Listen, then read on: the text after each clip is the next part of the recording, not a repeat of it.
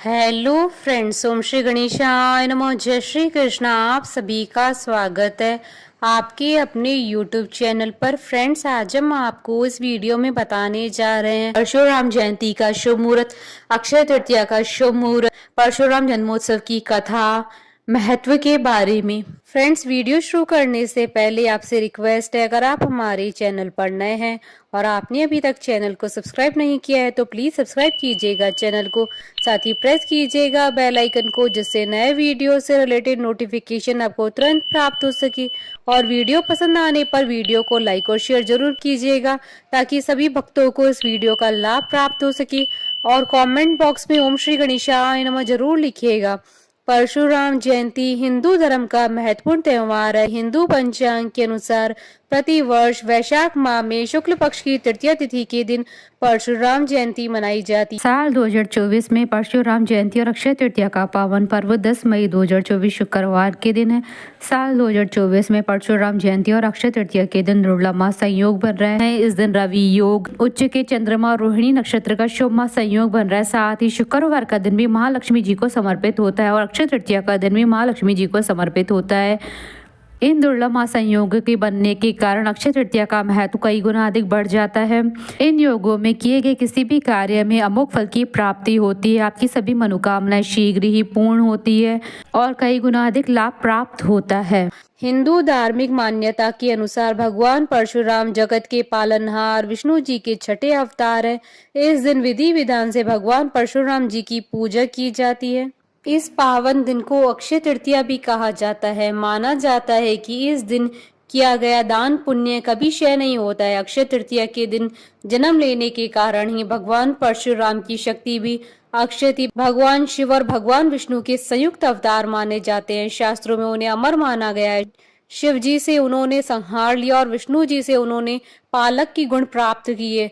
सहस्त्रार्जुन जैसे मंदाक का वध करने के लिए परशुराम जी अवतरित हुए। महर्षि जमदग्नि के 4 पुत्र हुए, उनमें से परशुराम चौथे थे। परशुराम के जन्म का नाम राम माना जाता है। वहीं रामभद्र, भार्गव, भृगुपति, जमदग्नि, भृगुवंशी आदि नामों से भी जाना जाता है। मान्यता है कि पापियों के संहार के लिए उन्होंने भगवान शिव की कड़ी तपस्या कर उनसे युद्ध कला में निपुणता के गुर वरदान स्वरूप पाए थे। भगवान शिव ने उन्हें असुरों का नाश करने के लिए कहा। राम ने बिना किसी अस्त्र से असुरों का नाश कर दिया। भगवान शिव से उन्हें कई अद्वितीय शस्त्र भी प्राप्त हुए थे।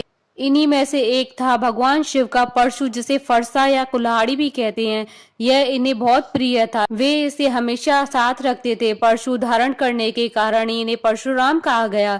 कहा जाता है कि भारतवर्ष के अधिकांश ग्राम उन्हीं के द्वारा बसाए गए हैं। पौराणिक कथा के अनुसार परशुराम ने तीर चलाकर गुजरात से लेकर केरल तक समुद्र को पीछे धकेलते हुए नई भूमि का निर्माण किया, इसलिए उन्हें भार्गव के नाम से भी जाना जाता है।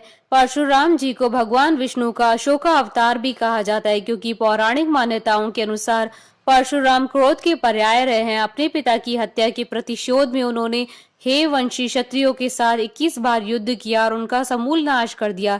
इसके पश्चात उन्होंने अश्वमेघ महायज्ञ किया और संपूर्ण पृथ्वी को महर्षि कश्यप को दान कर दिया। महाभारत युद्ध से पहले जब भगवान श्री कृष्ण संधि का प्रस्ताव लेकर धृतराष्ट्र के पास गए थे, उस समय भगवान परशुराम भी उस सभा में उपस्थित थे। उन्होंने भी धृतराष्ट्र को श्री कृष्ण की बात मान लेने के लिए कहा था। परशुराम का उल्लेख रामायण से लेकर महाभारत तक मिलता है। इतना ही नहीं, इनकी गिनती तो महर्षि वेद व्यास, अश्वत्थामा, राजा बलि, हनुमान, विभीषण, कृपाचार्य, ऋषि मार्कंडेय सहित उन 8 अमर किरदारों में होती है जिन्हें कालांतर तक अमर माना जाता है।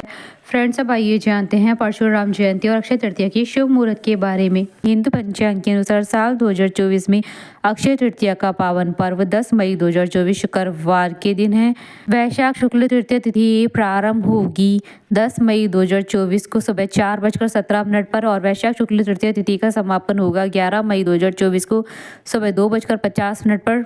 उदया तिथि के आधार पर अक्षय तृतीया का पर्व 10 मई 2024 को मनाया जाएगा। अक्षय तृतीया की पूजा का समय रहेगा 10 मई 2024 को सुबह 5:33 से दोपहर 12:18 तक। कुल अवधि 6 घंटे 44 मिनट है। अक्षय तृतीया पर सोना खरीदने का समय रहेगा 10 मई 2024 को सुबह 5:33 से अगले दिन 11 मई 2024 को सुबह 2:50 तक।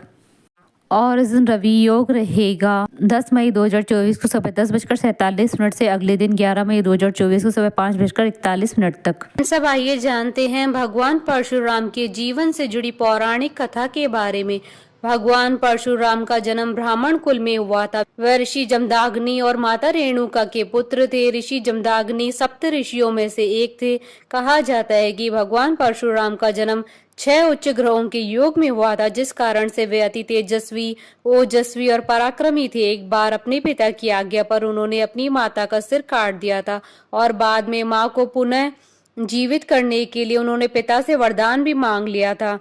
हे वंश के राजा सहस्त्रार्जुन ने अपने बल और घमंड के कारण लगातार ब्राह्मणों और ऋषियों पर अत्याचार कर रहे थे। प्राचीन कथा और कहानियों के अनुसार एक बार सहस्त्रार्जुन अपनी सेना सहित भगवान परशुराम के पिता जमदाग्नि मुनि के आश्रम में पहुंचा। जमदाग्नि मुनि ने सेना का स्वागत और खान पान की व्यवस्था अपने आश्रम में की। मुनि ने आश्रम की चमत्कारी कामधेनु गाय के दूध से समस्त सैनिकों की भूख शांत की। कामधेनु गाय के चमत्कार से प्रभावित होकर उसके मन में लालच पैदा हो गया। उसके बाद जमदाग्नि मुनि से कामधेनु गाय को उसने बलपूर्वक छीन लिया। जब यह बात परशुराम को पता चली तो उन्होंने सहस्त्रार्जुन का वध कर दिया।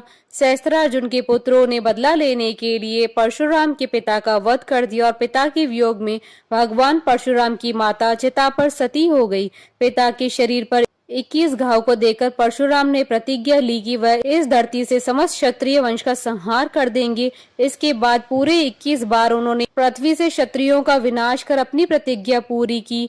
भगवान परशुराम को क्रोध भी अधिक आता था। उनके क्रोध से स्वयं गणपति महाराज भी नहीं बच पाए थे। एक बार जब परशुराम भगवान शिव के दर्शन करने के लिए कैलाश पहुंचे तो गणेश जी ने उन्हें उनसे मिलने नहीं दिया। इस बात से क्रोधित होकर उन्होंने फरसे से भगवान गणेश का एक दांत तोड़ डाला। इस कारण से भगवान गणेश जी एक दंत कहलाने लगे।